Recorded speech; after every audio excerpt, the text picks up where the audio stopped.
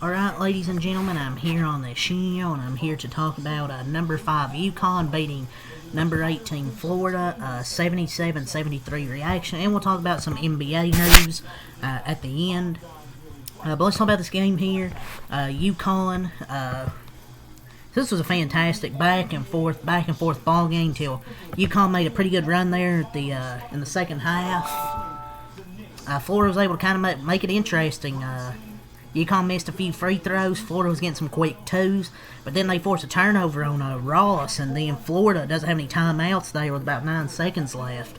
If you're boogie flaying, you got to inbound the basketball right there. You got to get the ball in. You don't have any timeouts. Instead, doesn't get it in. 5 seconds, turnover. And it was pretty much game over right there. So, great win here. In the Jimmy V Class. The first game was really damn good as well. BYU Clemson was really good. But really, good game on both sides here with Uconn and Florida. But the Huskies just made the bigger plays when it mattered most. Caravan hit some momentum-shifting three-pointers in this game. Solo Ball made some big shots. Solo Ball's starting to play much better than he was the first few games of the season. And even Malachi Smith contributed really well. And one of the keys was kind of the bench points. Not much from the Florida bench, while Uconn, I think, got 19 points from their bench. So just momentum-shifting plays, just high-level basketball. The Huskies, with their experience and poise, were really able to, and when they were able to close it out.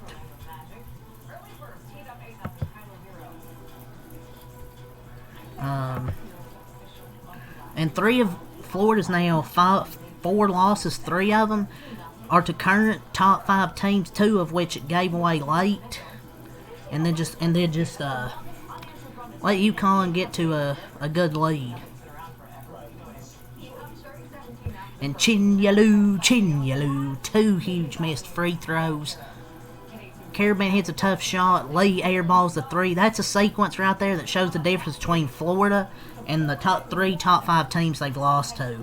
Just frustrating. They cut to a 4-point game. They get an offensive rebound. Chinyalu has 2 free throws, breaks them both. He was, I believe, 0 for 4 in this ball game. And with Florida, I didn't think their guards this year would be as good as Walter Clayton, Will Richard, and Elijah Martin. I think Will Richard's on my basketball team. It's just, man, Boogie Flan.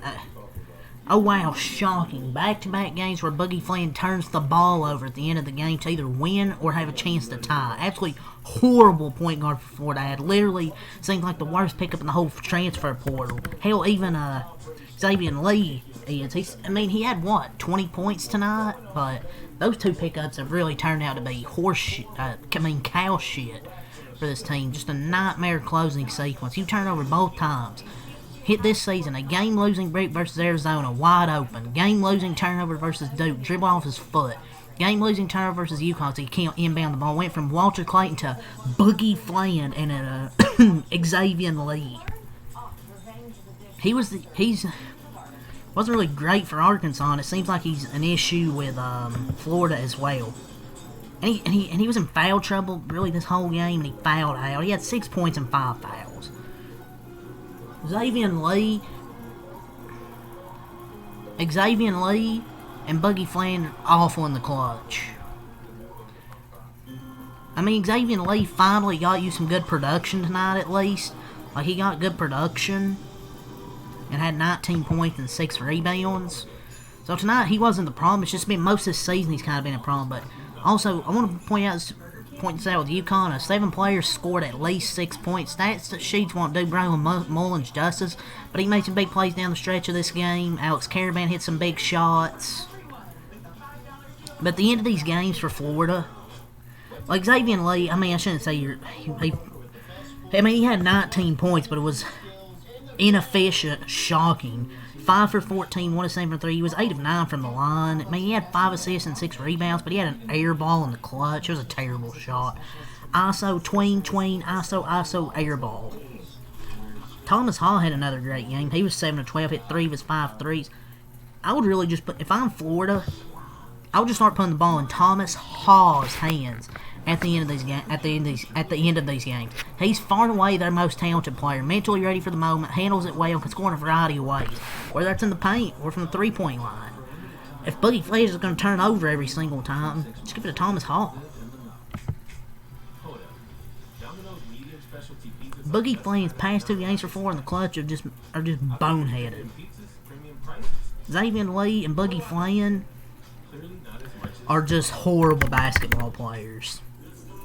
They're just horrible ball players.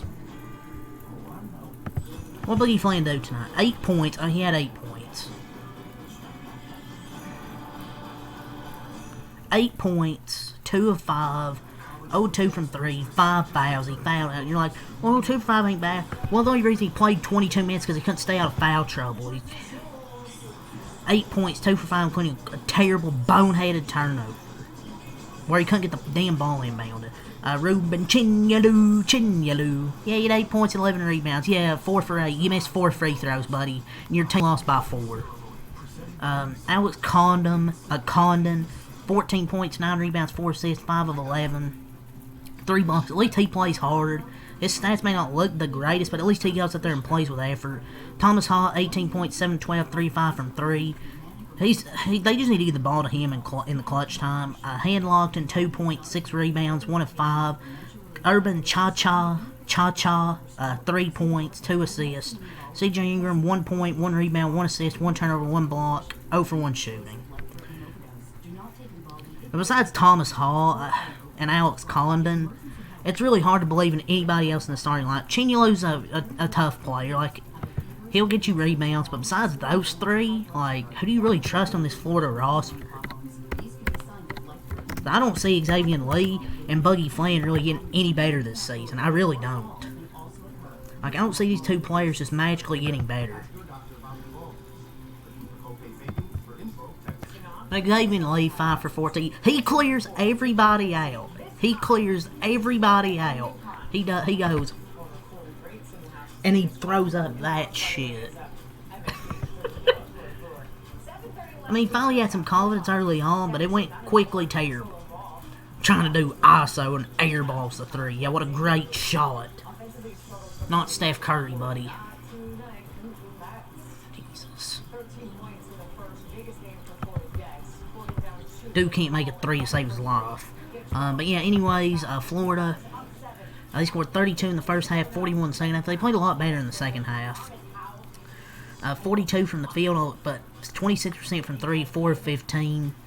70 from the line. They missed 8 free throws. I haven't said this in a few recaps. They're free throws. They're free. They don't cost you any money. 70%. They had 36 rebounds, 13 offensive, 23 defensive. They done a really good job on the offensive glass. 14 assists, 7 blocks, 3 steals, 9 turnovers. 40 points of paint, 19 fouls. Florida drops to 5-4 on the season. Uconn improves to 9-1. Let's go over their stat sheet. They had 39 points in the first half, 38 in the second half. Let's go over the players' stats. Their leading scorer tonight was Solo Ball, 19 points. 6 of 14 from the field, 3 of 8 from 3, 4 of 6 from the line.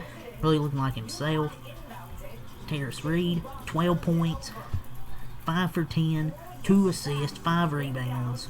Caravan, 13 points, 5 of 8 from the field, 3 of 5 from 3 at 2 blocks. Shannon Stewart, 7 points, 2 of 4, 1 of 2. Silas Mary, 6 points.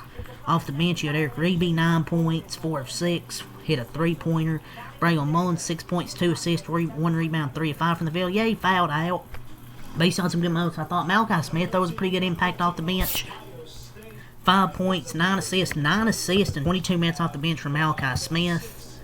Uconn, they improved to 9-1. They shot 50% from the field, 44 from 3, 8 for 18, 68 from the line, 23 boards, 3 offensive, 20 defensive. Because they didn't have any chance of offensive rebounds because they made half their shots. Had 18 assists, 3 blocks, 3 steals, 8 turnovers, 38 points in paint, and 20 fouls. But yeah, what a great game, man. High-level basketball, but Uconn made more clutch plays in the second half towards the end, and they get the 77-73 win. And just momentum shifting 3 in late minutes by Solo Ball, or excuse me, by Caravan. But yeah, it's really up to say for this game.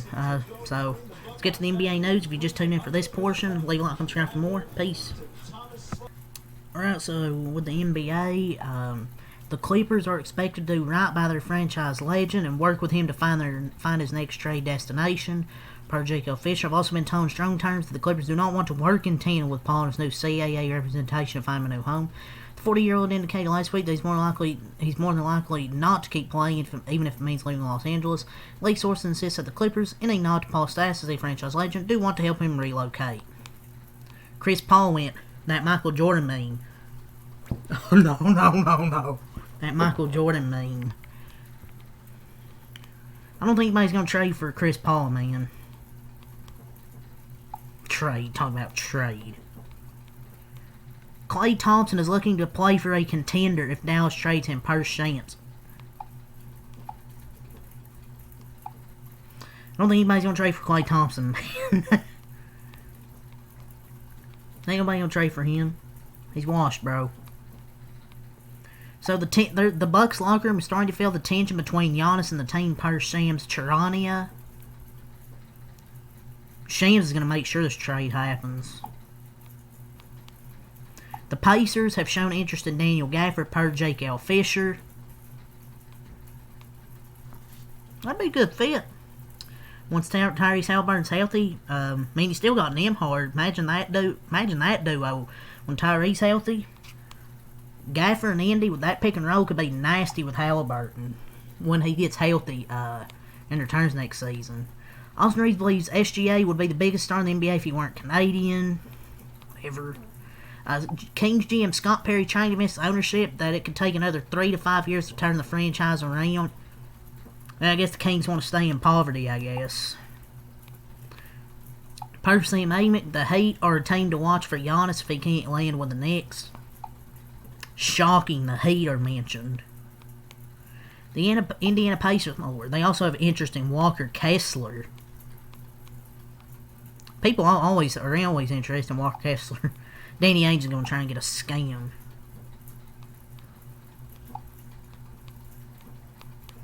The Mavericks are exploring the trade markets for Anthony Davis, Daniel Gafford, Klay Thompson, D'Angelo Russell.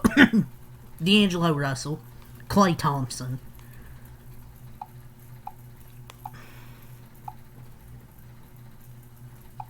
Come on.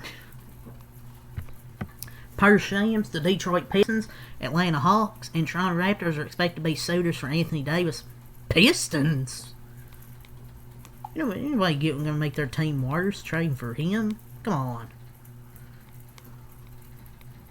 But yeah, that's all the NBA news from today, so that's all to say for this video. Leave a like, subscribe for more. Peace.